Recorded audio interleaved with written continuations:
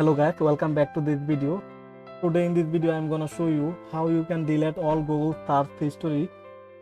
Once you have opened your browser and then go to the top right corner, and here you can see your user icon, and then go to bottom and here you can see manage your Google account. Just click on that.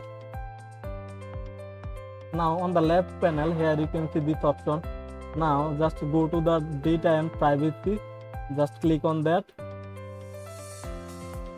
Now scroll down and here you can see history setting. So now we are gonna clear our search history.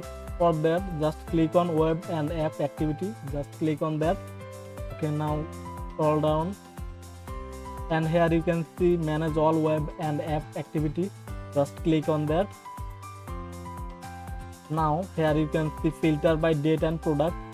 You can filter your search history from here and you can delete all of your search history from here. Just click on delete and here you can see delete web and app activity. You can delete your last hour search history, you can delete last day's search history, and you can delete all of the search history from this.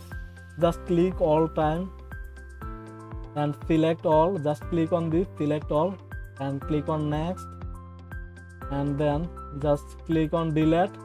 Now it will be permanently deleted all of our search history, and here you can see deletion complete.